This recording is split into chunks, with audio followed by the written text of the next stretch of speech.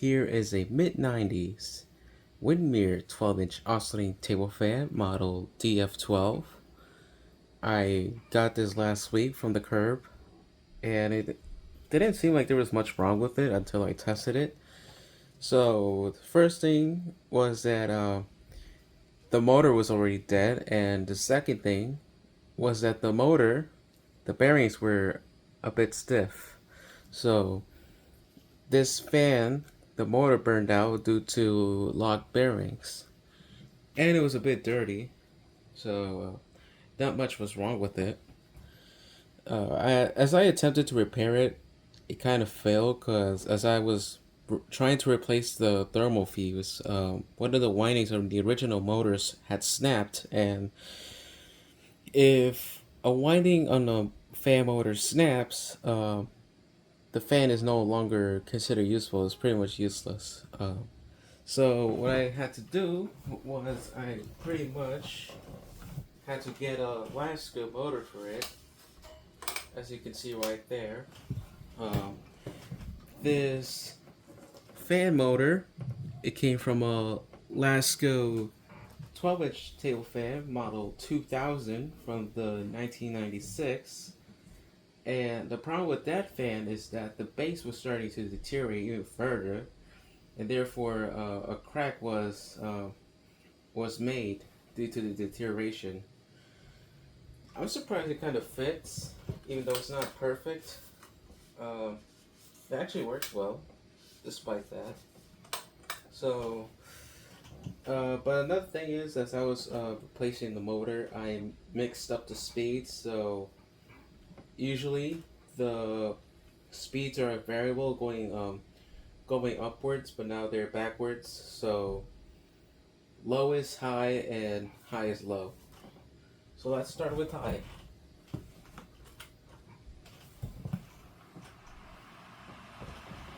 Let me get a piece of toilet paper real quick.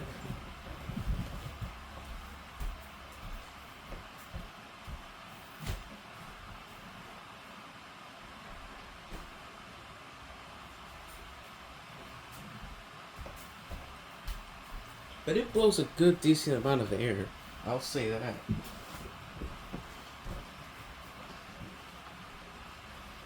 Look how powerful that is. And that is despite the pitch of the blade being a slightly bit flatter compared to Lasco's blades at this time.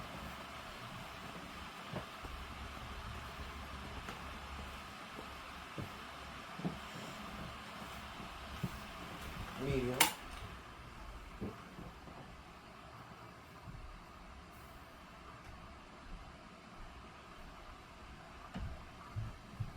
Some of these push button controls on some Windmere fans, they tend to be faulty, and therefore the fan shuts off entirely.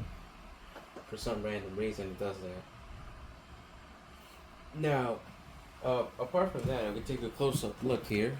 Um, there used to be a base plate right there, and it had the newer Windmere logo on it, but I lost it on the way to my house because the glue was wearing off. So,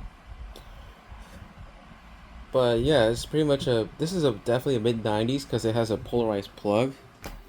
This is my second one, by the way. The first one, it was definitely from the early 90s because it did not have the polarized plug, and both of the logos on the base plate and the badge were of the older versions. Right here is the low.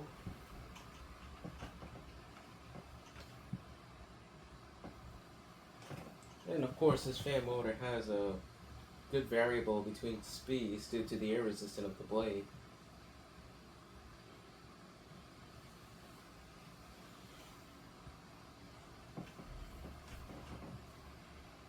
Alright, there's my cat right there.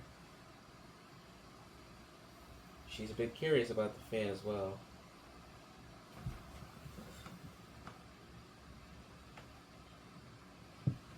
Alright, let's try the oscillations. And of course, Alaska motor. The oscillation works perfectly fine. There's nothing wrong with it.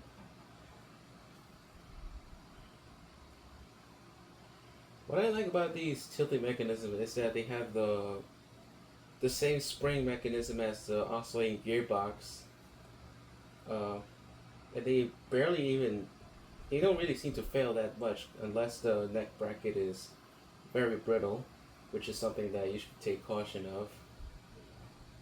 Otherwise than that, it's not really a bad design compared to what Laska was using at this time as well, which are those plastic tilting locks that break easily. Ah, there we go. Yeah, I did not kill it. This, as I said before, these push button controls they tend to be faulty.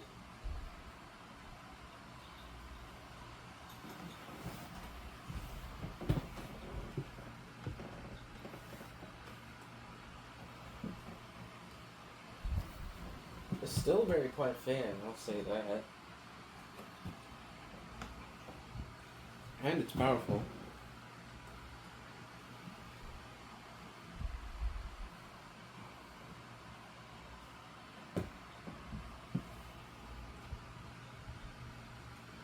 And you know the plastic. I'm impressed that despite the sun exposure, they don't deteriorate as quickly as other plastic fans.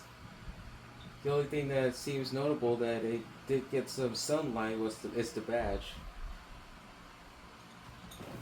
Alright, let's kick it back up to high. Then let's shut it off from there.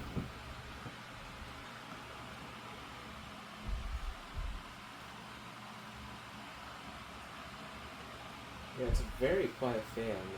It's very powerful. And I'm glad I got the oscillation mechanism working because it was really painful trying to find the correct size of oscillator rod to fit into this. Because you know, you're using an oscillating mechanism from two different companies. Alright, let's turn off the oscillation.